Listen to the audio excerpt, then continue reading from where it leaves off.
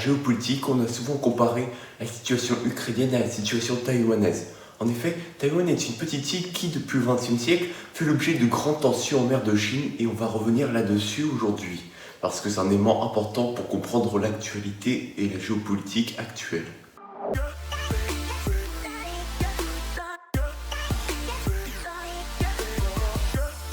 Après la guerre contre le Japon de 1937 à 1945, la Chine nationaliste regagne Taïwan. S'ensuit alors la deuxième guerre civile chinoise qui oppose nationalistes et communistes. Le problème, c'est que le régime nationaliste de Chiang Kai-shek est tellement corrompu que la plupart des soldats vont se mettre à la contrebande d'armes avec les communistes. Et sur le plan politique, ce n'est pas mieux. Les libéraux et démocrates se rallient aux communistes avec l'espoir de faire tomber ce régime autoritaire qui a même été comparé à celui d'Hitler par le chef d'état-major américain de Chiang Kai-shek, Stilwell.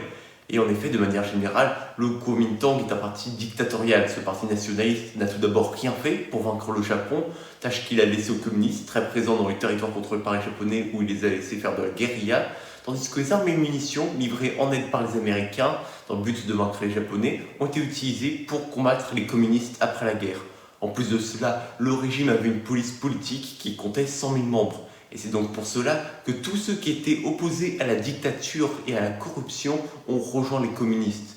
Finalement, à force de recevoir du matériel américain grâce à la contrebande, les communistes ont fini par cesser la guérilla et ont lancé la reconquête des villes.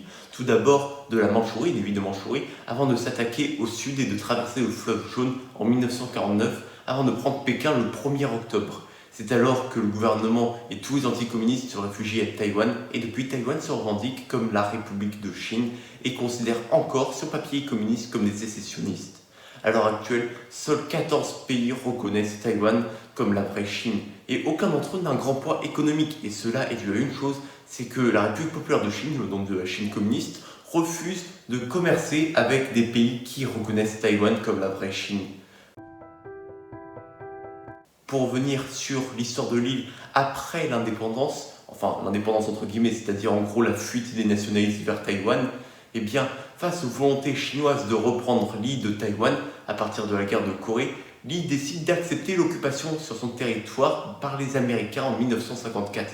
À partir de là, Chiang Kai-shek pense que la reconquête n'est plus qu'une question de temps, notamment due à la crise économique qui frappe la Chine depuis l'ère Mao. Mais en 1975, ce dernier finit par mourir et son fils procède peu à peu à une libéralisation politique du pays et même après la mort de son fils, de Chiang Kai-shek, eh bien la libéralisation du pays va faire que les Taïwanais vont vouloir de plus en plus l'indépendance. En 1971, l'ONU reconnaît la RPC comme la seule et unique Chine, et ce grâce au vote des nouveaux pays africains indépendants. En 1978, c'est au tour de l'armée américaine d'ouvrir des relations diplomatiques avec la République populaire de Chine, et ce à cause du développement économique important de la Chine continentale. Les Américains retirent leur base militaire à Taïwan, mais mettent en place le Taiwan Relation Act en 1979, ce qui permet aux États-Unis de riposter militairement contre toute attaque de l'île. À la présidence de la République entre 2000 et 2008 et depuis 2016, le Parti démocrate populaire est devenu un leader politique dans le pays. Favorable à l'indépendance, il souhaite mettre fin au statu quo du ni indépendance ni réunification et en fait il représente la majorité de la population du pays qui en a marre de se considérer comme chinois et veulent se considérer comme purement taïwanais. Et du point de vue économique, la Chine, malgré le fait qu'elle ait creusé l'écart de PIB avec Taïwan et avec la libéralisation de l'ère Deng Xiaoping, est toujours gênée par la puissance économique et industrielle de l'île de Taïwan qui a connu pendant les années 80-90 des taux de croissance à deux chiffres et qui, même pendant la crise des dragons asiatiques en 97-98, a connu une croissance de l'ordre de 4%. Et aujourd'hui encore, Taïwan est une grande puissance économique qui, grâce au secteur industriel, des semi-conducteurs notamment, et avec des entreprises phares comme TSMC qui ont une capitalisation de 465 milliards d'euros. Donc non seulement on a vu que du point de vue historique, annexer Taïwan serait une bonne solution pour la Chine, mais on a vu qu'en plus, d'un point de vue économique, ce serait une solution en or pour la Chine qui serait donc le premier producteur mondial de semi-conducteurs. En plus, ça rendrait le monde occidental en pleine révolution numérique totalement dépendant de la Chine. Le président chinois Xi Jinping a d'ailleurs fait part en 2019 de sa volonté de réintégrer Taïwan et s'il y a besoin par la force. C'est la première fois qu'un président chinois menace de reconquérir Taïwan par la force depuis les années 50.